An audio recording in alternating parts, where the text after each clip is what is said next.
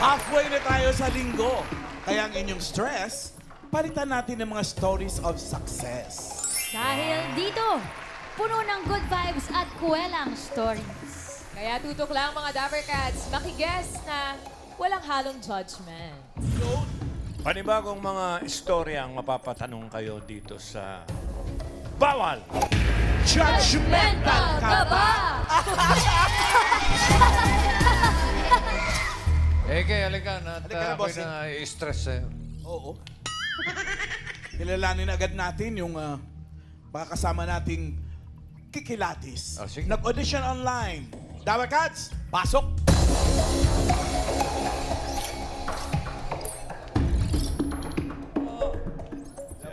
Good afternoon, Dapper Cats. Ako nga po pala si Art Corcuera, legit Dapper Cats ng Quezon City. Naniniwala po ako sa kasabihan na do what is right, not what is easy. Yun lang po. Halika dito. Ikaw pala si Art, na bidang-bida sa For the Opo, Sake of bossing. Art. Hello, Ikaw Art. pala yun. Ikaw ba'y, huwag ka masyadong dikit sa akin. Lumalayo ka ata kaya. Ano yan? Boy next door yan. Apo. Service crew. Binata pa, may asawa na. May partner na po. May partner. May partner. May anak Opo. na kayo. Opo, 1 year old po. Okay. Sige. Ikaw ba'y judgmental? Hindi po, sir. Observant lang po. Aba, very good. Dahil observant ka, ito, tanggapin mo 30,000. 30,000. Thank you po. Kung di ka observant, wala kang 30,000. Oo. Galingan mo sa pagsagot, ha? Pag-isipan mo mabuti. Dahil kapag mali ang iyong sagot, minus 10,000. Uy, laki na rin ng kabawasan nun. Simulan natin ang round 1. Nasaan ang pakiramdam? Dahil ito na ang mga kasama natin magdadala sa iyo ng swerte. Dapper Cats, pasok! Pasok!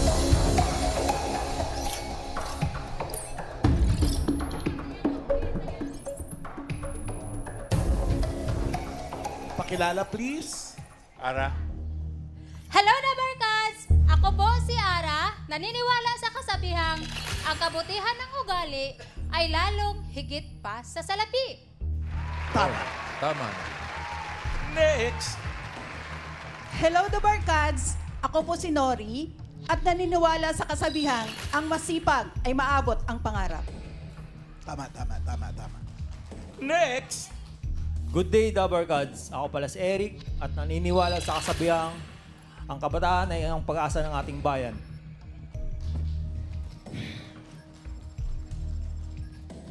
Bibigyan ka pa namin ng chance sa mas kilatis sa ating mga kasama. Tinginan muna. Ladies and gentlemen. Eye to eye. Pakiramdaman mo mabuti, Art.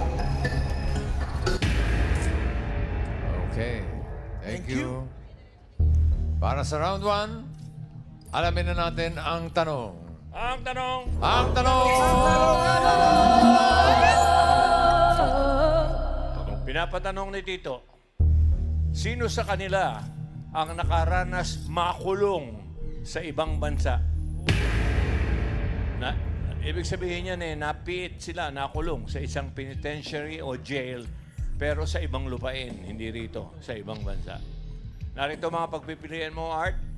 Nandyan po si Ara. Pwede rin po si Nori. At pwede rin pong si Eric. Sino sa kanila ang nakaranas makulong sa ibang bansa? 10 seconds to decide. Art, timer starts now. Si Ara, si Nori, o si Eric? Time is up. Sino hula mo? Sa tingin ko po si Ara po. Si Ara. Bakit? Kapangalan niya kasi yung kasama ko, kapartner ko ngayon eh. Baka may chance makulong kasi. Nakulong ba yung partner mo? Baka may chance. Nakulong sa yung mga busy. Opo, So doon mo lang binase. Opo, doon ko lang po binase. Hindi, saka sa ano lang po, sa tindigan po niya. Parang nakapag-ibang bansa po. Is that your final judgment? Final judgment na po. Final judgment? Lock it! Tama kaya na si Ara ang hinahanap nating nakaranas makulong sa ibang bansa? Check or X? Check! Check! Thank you. Safe ang 30 book niya, bossing. Oh. Ara. Hindi tayo nagsasaya ha, mga Dabber Cats, kasi na kulong si Ara sa ibang bansa. Kundi, nagsasaya lang tayo na tama si Art for the sake of art. Hello po, Miss Ara. Hi po. Magandang hapon po. Magandang hapon din po. Kayo po ay nakaranas na makulong sa ibang bansa. Yes po. Saang bansa po kayo nagtrabaho dati po? Saudi Arabia po. Saudi. At ano po ang naging trabaho niyo po doon? Kasambahay. Lo. Naging kasambahay po kayo. Okay lang po ba, Miss Ara, kung balikan po natin yung... Kung okay lang po. Kung okay lang po, Miss Ara. Okay lang po. Sigurado po kayo, ha? Yes po. Kung okay lang po na ikwento niyo po sa amin, sa mga Dabber Cats po, kung ano po yung nangyari po sa inyo sa Saudi. Gusto ko sana sabihin na ayaw ko umiyak, pero sobrang sakit. Nagtrabaho ako doon. Pumunta ako sa ibang bansa 2014 para matulungan ko yung pamilya ko, mapaaral ko yung mga anak ko, mabigyan sila sa gusto nila. Pero nung unang taon, pangalawang taon, unang taon, okay naman. Nung patapos na yung aking kontrata, doon ako minalas-malas. Bawal umiyak. Eh, di po. Pero, dahil alam naman siguro natin na ang mga Pilipino, kahit saan tayo, masipag, madiskarte, pwedeng 2 oras lang ang tulog, pwedeng magpahinga ka lang ng 30 minutes, pwedeng 24/7 yung trabaho natin dun sa ibang bansa, mabigyan lang ng magandang kinabukasan yung mga anak. Ako, kahit saan ako pinadala ng amo ko, 8 bahay yun, kahit saan, sa kaibigan, sa anak.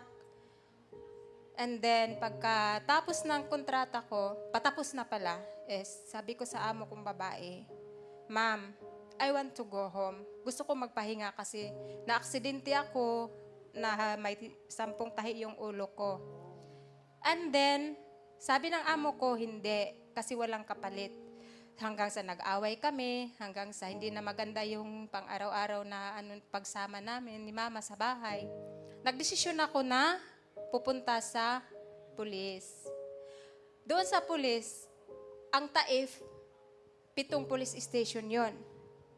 Sa kasamaang palad, doon pa talaga ako nagsumbong, doon pa talaga ako nahulog. Siguro yun din ang kapalaran ko na kaya ko bang i-survive ang sarili ko. Doon pa talaga ako nahulog sa mga hindi magandang salita, demonyong mga Arabo.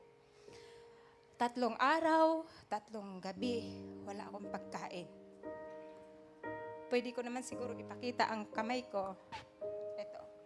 Ito yung ebidensya. Pati sa legs ko, kasi uhaw na uhaw ako. Tinatago nila ako sa ilalim, sa likod ng pintuan. Sabi ko, uhaw na ako. In Arabic yun. Binigyan ako ng tubig galing sa CR. Hindi pa yun sa CR lang nagripo, sa inodoro pa yun.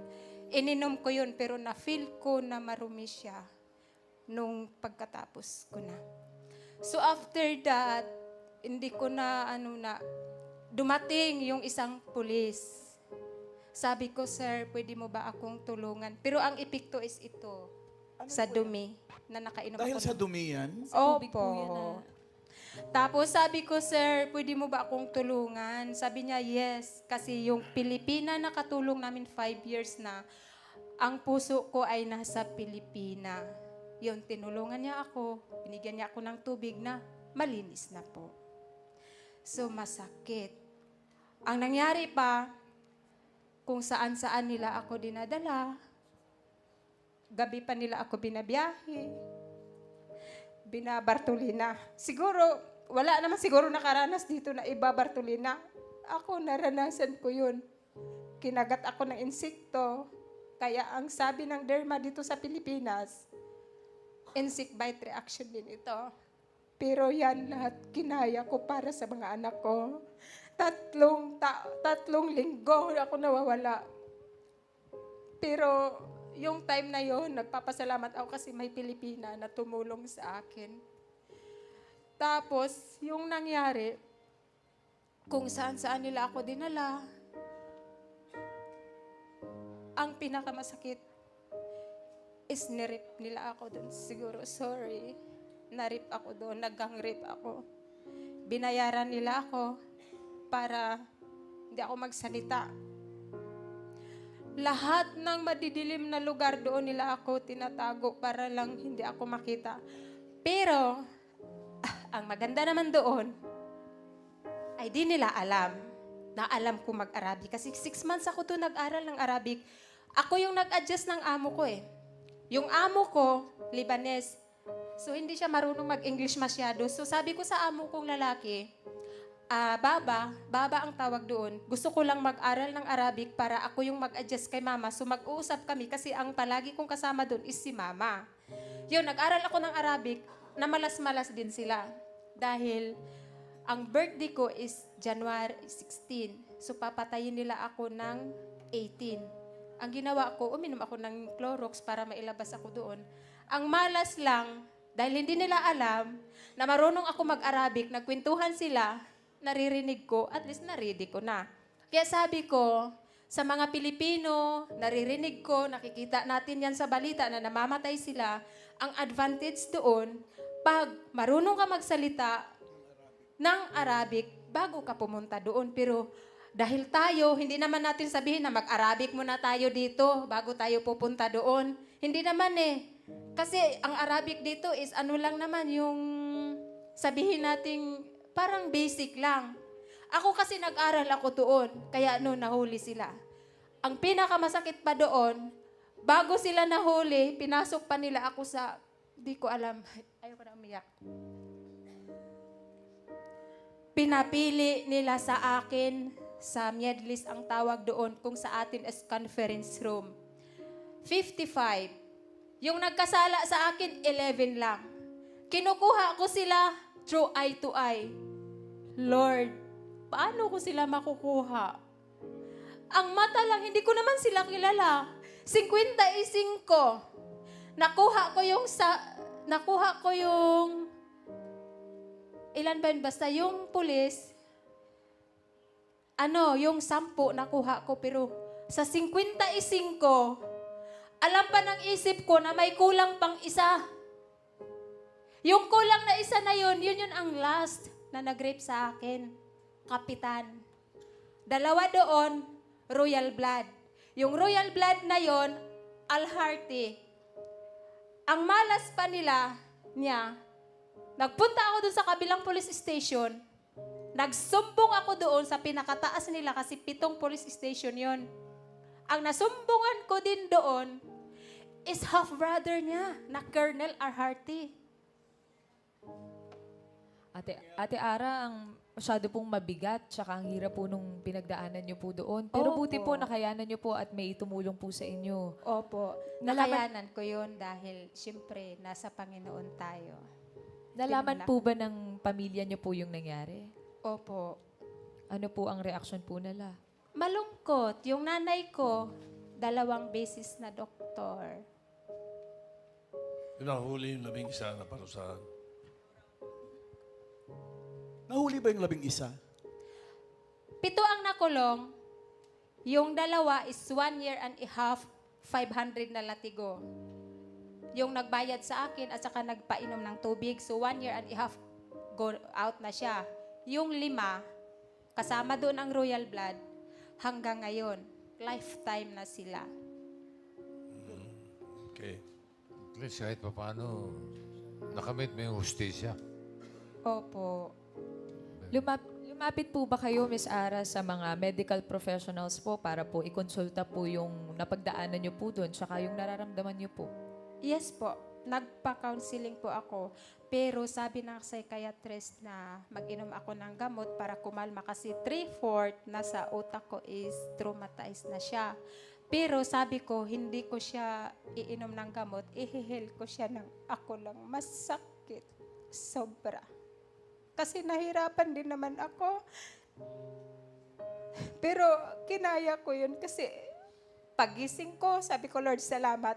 Medyo okay na ako. Pagbago ako matulog, sabi ko, Lord, i-guide mo ako na kinabukasan, araw-araw, mawala yung trauma sa utak ko kasi yung mga kasama ko sa trabaho, nag-a-adjust din sila yung mga taong nakapalibot sa akin kasi lady guard ako ngayon. Isa lang ang company na pinapasukan ko, sila yung nag-a-adjust sa akin. Okay naman sila, pero sa akin sobra, mabigat, masakit, pero okay lang, kaya. Kaya. Kinakaya. Ara, nabanggit mo kanina may tumulong sa yung Pilipina? Yung tumulong sa inyo. Alam nyo, Dabber Gods, kasama natin dito sa yung tumulong kay Ara. Dabber Gods, pwede. Ayan. Si Mommy Carol. Hello, The Barkads. Ako si Carol Tadeo. Ako pinaniniwala na may kasabihan tayo na pag may tiyaga ay may nilaga. Ayun na nga. Pinagtsagaan mo to. Ano nangyari? Kwento Paano mo natin kay natulungan? Carol. Paano niyo po natulungan po si Ate Ara? Paano po nagsimula, Mami? Galing din po Bali kayong po. Saudi? Opo. Galing ka rin doon. Ilang years po kayo doon, Mami Carol? Kulang-kulang 20 years. Tapos paano po kayo nagkakilala ni Ara, Mami? Ganun po yun. Kasi, doon po mismo sa pinagtatrabuhan ko sa shelter, doon po siya pinasok. Doon siya pwedeng ikinulong kasi puro kami babae doon eh. Ngayon, nung pagpasok niya, ang payat niya. Oo, pumayat ng iPhone. Tumaba na siya. ikaw ba Ganun. nakulong din? Hindi po. Ay, ginagawa mo rin sa kulungan. Doon po ako nagtatrabaho sa shelter. Okay. Katrabaho. Shelter. Okay. Tapos po, Tapos, Ate, Tapos, yun po, doon na po siya kinulong sa kung saan ho ako nagtatrabaho. Tapos? Anong tulong po yung ginawa nyo? Bali ako po yung nagbibigay ng pagkain niya, mga gamot, ganun.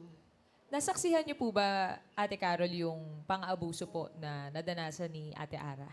Hindi ko po nasaksihan kasi hindi ko naman po siya kasama eh. Sa Tagalabas siya eh. Ako po, iba yung trabaho ko, iba naman sa kanya. pero Bali po, nung pumasok sa amin, payat na payat po siya. Tapos may mga pasa.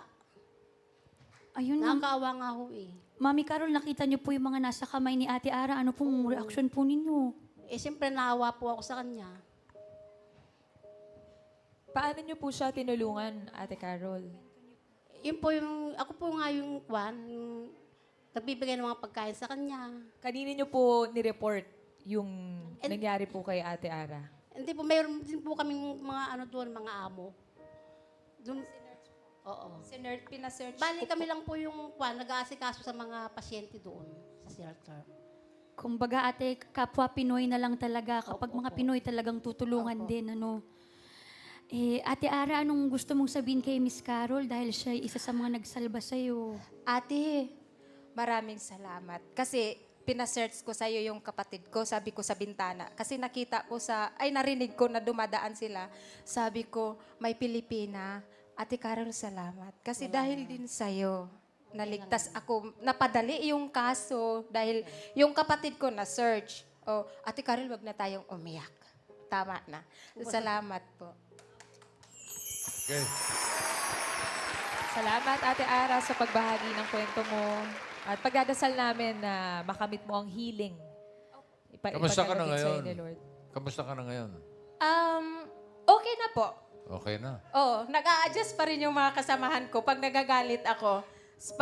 Hindi ko naman maiwasan kasi dahil nga may trauma yung utak ko.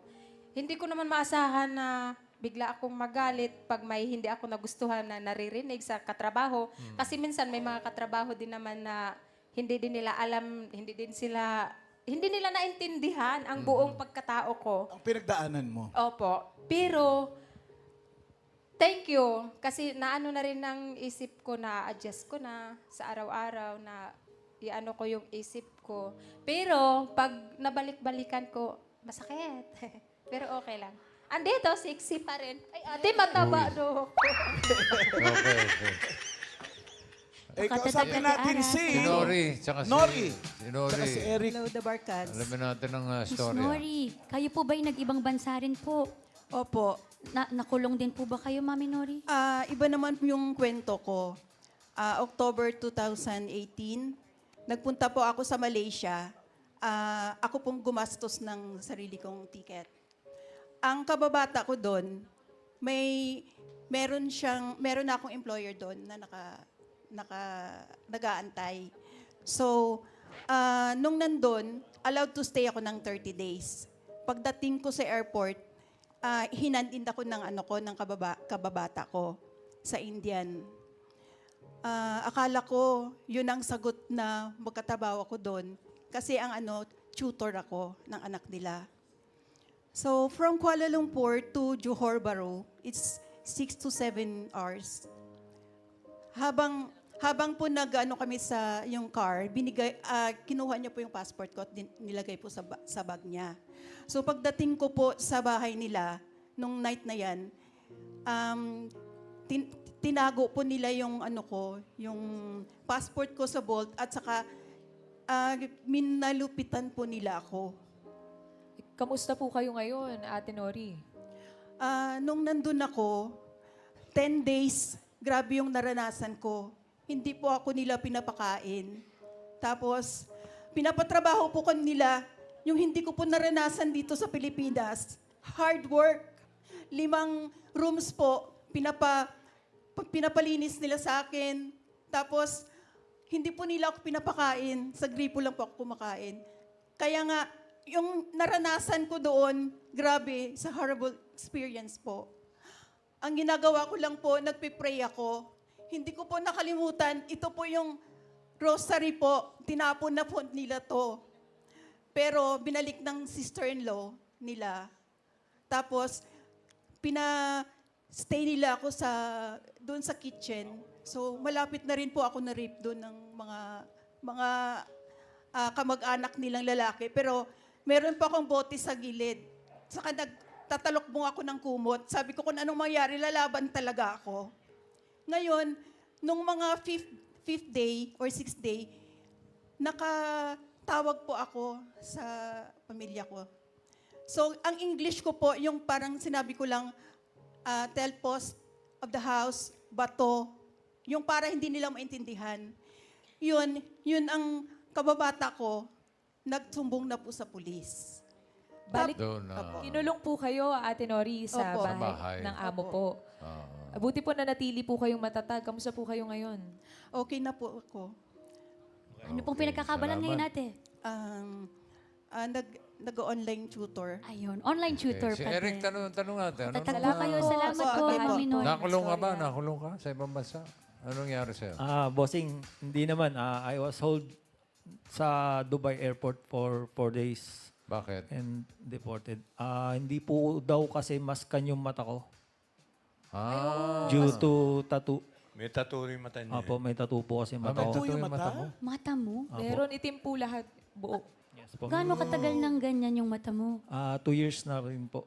Pero sa mga ibang bansa po na napasuhan ko like Hong Kong, Taiwan, China, nakapasok naman po ako doon and scanned naman po yung mata ko doon. Pero yung experience ko po doon sa Dubai is, ayun, hindi po ako pinapasok. So, So, pinabalik ka ng Pilipinas? yes po, before ako pinabalik, nag-stay po muna ako ng 4 days sa Dubai Airport. May holding area sila doon. So, parang airport to airport ka. Yes po, A to 4 A. days. And kasama ko po yung wife ko doon. Actually, yung wife ko naman po, papapasukin naman po siya, pero mas minabuti niyang kasama niya ako doon sa airport. Ayaw niya lumabas na mag-isa. Ano ba Magkatrabaho trabaho? dapat kayo? Meron po akong invite doon for mag-judge ng tattoo event. Okay. Ano bang pinagkakaabalahan mo, Eric? Isa po akong tattoo artist and owner ng tattoo shop dito sa Pilipinas. Yung mata mo, may Okay, tattoo. very good. Yes po. Actually, injected lang po siya sa mga gilid-gilid sa may scleral tattoo. And sa retina naman po, wala po naman siyang ink. So, nag-ano lang ako, nagduda lang ako, bakit hindi nila ma-scan yung retina ko? Kasi, retina lang naman yung usually na ini-scan sa mga ganun eh.